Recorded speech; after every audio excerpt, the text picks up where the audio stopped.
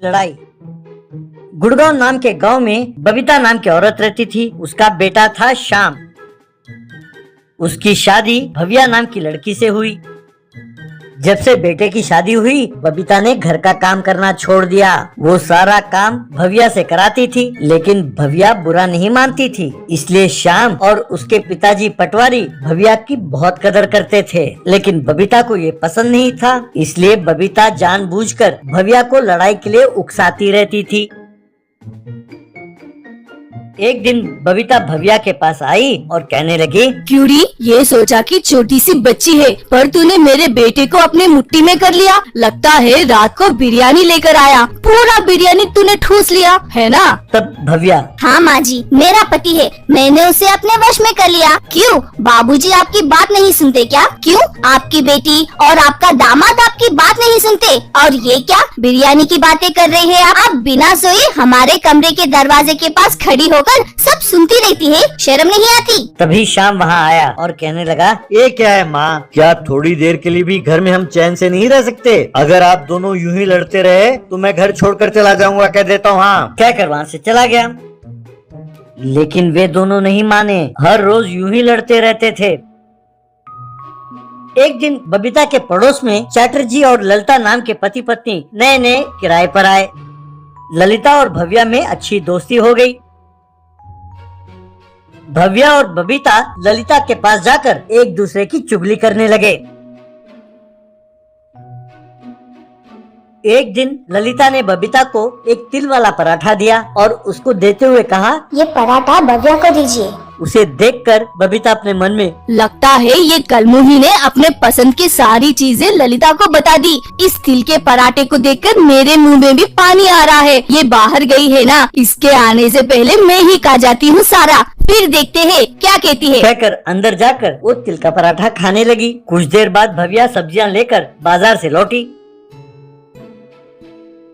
तिल के पराठे को खाते हुए अपनी सास को देखकर भव्या, क्यों माँ जी, ये तिल का पराठा ललिता आंटी ने दिया है क्या? तब बबीता, हाँ री हाँ, कह रही थी कि तूने पराठा बनाने को कहा। हाँ, क्यों इस घर में तुम्हें खाने को कुछ नहीं मिलता जो दूसरों से मांग मांग कर खा रही हो? तब भव्या, हाँ हाँ, क्या करे, इस घर में भीख मांगू से भीख मांगकर खाने वाले बहुत हो गए हैं। मेरे खाने की इच्छा थी, इसलिए मैं पराठा मांगा और आप खा रहे हो। उम्र के बढ़ने से कुछ नहीं होता।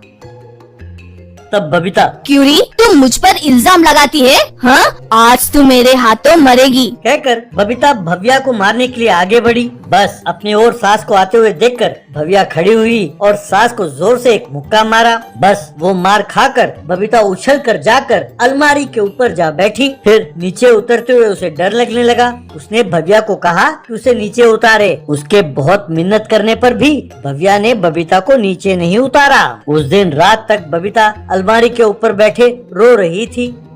रात को बबीता को अलमारी के ऊपर बैठा देख उसका पति और बेटे दोनों दंग रह गए। अब बेटे से शिकायत करती हुई बबीता, देखा बेटे, तेरी पत्नी ने मुझे कितनी जोर से मुक्का मारा जो मैं यहाँ आकर बैठ गई। अगर मेरे ये हाल है तो बेटा तेरा क्या हाल होगा? बस मैंने तो सिर्फ पराठा खाया था, इसने मुझे उछाल उछाल कर मारा। तब श्याम ने भव्या को डांटा।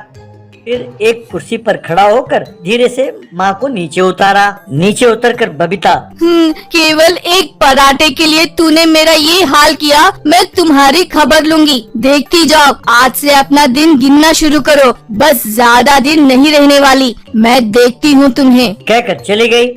अगले दिन भव्या अपने कमरे में बहुत सारे पटाखों को जोड़कर उनका लड़ी बनाने लगी। ये देखकर उसका पति हैरान रह गया। ये देखकर उसके पति ने पूछा, ये सब कर क्या रही हो? तभी बबीता जो वहाँ से गुजर रही थी वो खिड़की से झांक कर देखने लगी। तब भव्या अपने पति से, सुनो जी, माँ जी मुझसे बदला लेना चाहती है, जैसे पिक्चरों में दिखाते हैं। वो कह रही थी कि मुझे मार डालेंगी, इसीलिए मैंने सोचा इससे पहले कि वो मेरा कुछ कर बैठे, मैं ही उनका कुछ कर देती हूँ। जब माँ जी सो जाएंगी मैं उनके ऊपर सारे पटाखे फेंक दूंगी। बस फिर क्या, उनका कमर टूट जाएगा और वो बिस्तर पर ही पड़ी रहेगी, कुछ कर ही नहीं पाएगी। फिर मैं आराम से रह सकती हूँ। आप चिंता ना करो, वो चाहे जिंदगी भर काट पर ही लेटी रही, मैं उनकी सेवा करूँगी। आखिर मैं भी तो जीना चाहती हूँ ना। ये बात सुनकर मारे डर के बबीता भव्या के पास आई।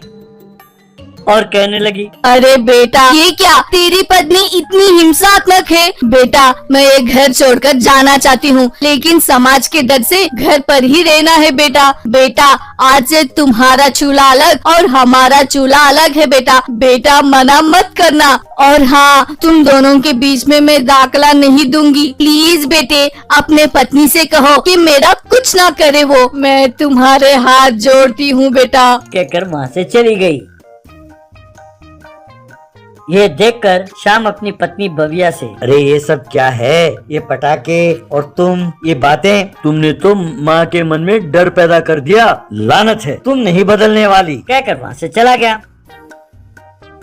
तब भव्या, हाँ, क्यों माँ जी मेरे से पंगा ले रही थी? अब छठी की दूध याद आ गई। जब सारा घर का काम करना होगा, बर्तन धोने होंगे और खाना पकाना होगा, तब मेरी याद आएगी। कहकर मुस्कुरा